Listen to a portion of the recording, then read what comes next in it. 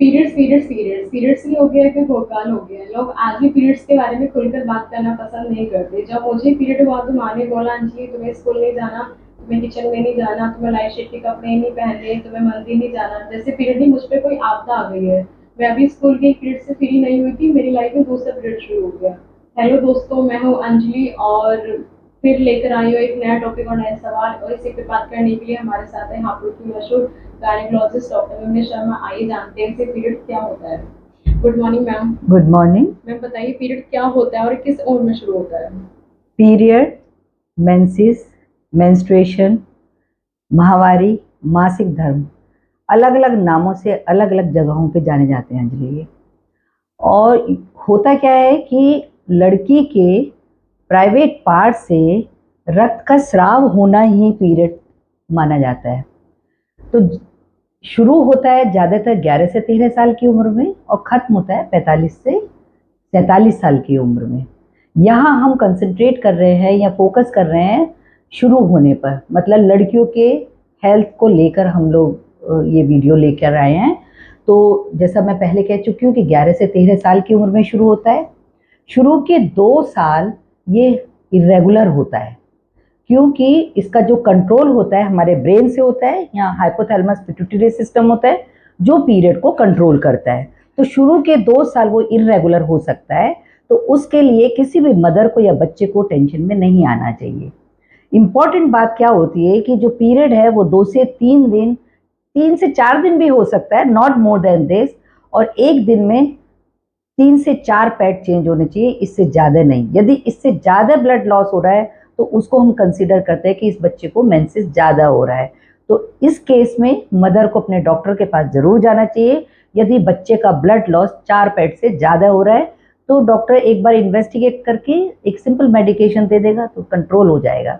तो ये है। यदि किसी बच्चे को 16 साल की उम्र तक भी पीरियड नहीं हो रहा है तो जरूर डॉक्टर से कंसल्ट करना चाहिए, क्योंकि हो सकता है कोई ना कोई हार्मोनल इम्बैलेंस हो रहा हो। मैम अगर किसी को दर्द हो तो। दर्द होता है तो पेन किलर ले सकता है, हॉट फॉर्मेंटेशन कर सकता है, घर में हॉट वाटर बैग होता है, गर्म पानी ले ले, लोअर एब्डोमेन मतलब पेट की सिकाई कर ले।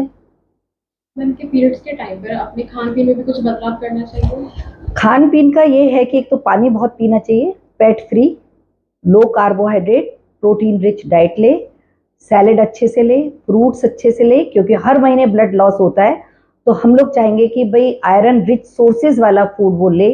यदि किसी बच्चे को थोड़ा भी ज़्यादा ब्लड लॉस हो रहा है तो उसको एक आयरन की टैबलेट डेली ले लेनी चाहिए। उनके पीरियड्स के टाइम पे वर्कआउट एक्सरसाइज कर सकते हैं। सब कुछ कर सकते हैं, नॉर्मल रूटीन वर्क आप कर सकते हैं। इवन यदि स्विमिंग भी करते हैं तो आप वेजाइनल टैम्पून यूज कर लीजिए, आप स्विमिंग भी कर सकते हैं, कोई प्रॉब्लम नहीं है किसी भी चीज में। मैम ऐसा कहते हैं पीरियड्स के टाइम पर मूड स्विंग्स होते हैं। मूड स्विंग्स होते हैं, 3-4 दिन पहले से होने लगते हैं। बच्चे को नींद नहीं आती है, चिड़चिड़ा हो जाता है, बहुत इरिटेबल हो जाता है, ब्लोटिंग होने लगती है, खाने पीने में दिक्कत होने लगती है।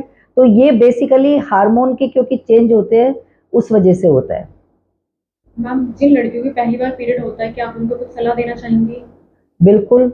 सलाह जो होगी वो मेरी सलाह मदर के लिए होगी, ना कि बच्चे के लिए। बच्चे के लिए भी होगी, दोनों के लिए ही होगी कि जब बच्चे को पीरियड शुरू होता है तो बच्चे को बिठाकर एक अच्छे से उसको सलाह देनी चाहिए, इंस्ट्रक्ट करना चाहिए। और स्पेशली स्कूल्स में भी आजकल पेरिनियल हाइजीन को लेके क्लास होती है, सेक्स एजुकेशन को लेके क्लास होती है, और हम लोग भी इस टॉपिक पर बार बार मतलब स्कूलों में जाके एक छोटी छोटी वर्कशॉप करते हैं, बच्चों को हम लोग सलाह देते हैं।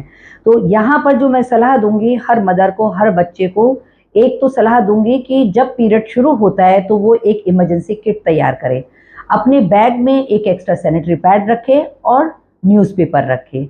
जब भी उसका पैड थोड़ा भी मॉइस्ट होता है या जब भी वो टॉयलेट जाता है, यूरिन के लिए जाता है, क्योंकि पैड गीला हो जाता है, वेट हो जाता है, और ये फ्यूचर में लॉन्ग टर्म में भी दिक्कत करेगा और अभी भी आपके प्राइवेट पार्ट को इन्फेक्शन कर सकते हैं। तो इसलिए मेरी सलाह होती है कि पीरियड के बाद में वो पैड जरूर चेंज करें, उसमें कोई प्रॉब्लम नहीं है। और दूसरी बात ये होती है कि पैड को डिस्पोज जरूर प्रॉपर तरीके से किया जाता है, जिसमें हम क्या करते हैं कि बच्चे को यही सलाह देते हैं कि न्यूज़पेपर में रैप करें, तब वो डस्टबिन में डालें, ओपन कभी भी ना डालें। अच्छा, दूसरी बात जो इम्पोर्टेंट होती है, जो बच्चे ठीक है, ठीक ठाक फैमिली के हैं, तो वो सैनिटरी पैड मार्केट से खरीद सकते हैं, बहुत कंपनी के आ रहे हैं। लेकिन जो बच्चे थोड़े भी गरीब हैं तो वो एक तो ये हो सकता है कि घर में सूती कपड़ा हो, अच्छे से वॉश करा हुआ, बहुत अच्छे से धुला हुआ हो, सूखा हो, उसको पैड के फॉर्म में यूज़ कर सकता है। और एक और ऑप्शन मैं हमेशा देती हूँ जो कि बहुत कॉस्टली नहीं है, बहुत सस्ता ऑप्शन होता है कि मेडिकल स्टोर से 1 kg वाला कॉटन रोल लो और 6.5 इंच वाली जो बैंडेज होती है वो ले लो।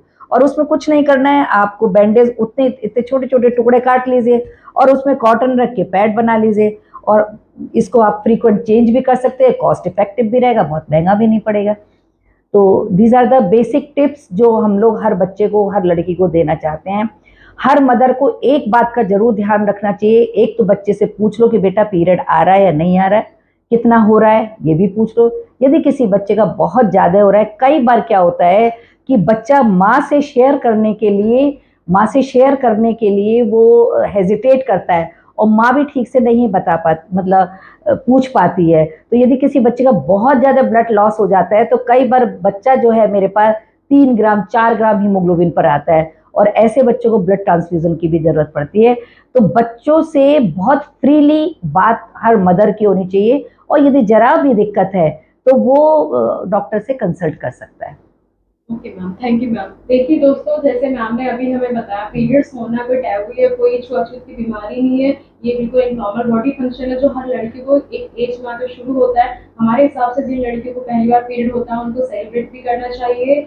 ये बिल्कुल नॉर्मल है, नॉर्मल है, नॉर्मल है। और जिन लड़कियों को नहीं होता है या फिर लेट होता है, बहुत ज़्यादा होता है, वो अपने किसी भी लोकल गायनेकोलॉजिस्ट डॉक्टर्स को जाके दिखा सकते हैं। Thank you watching our video. फिर मिलेंगे नेक्स्ट वीडियो के साथ। इस वीडियो को please subscribe and like share करें। Thank you so much.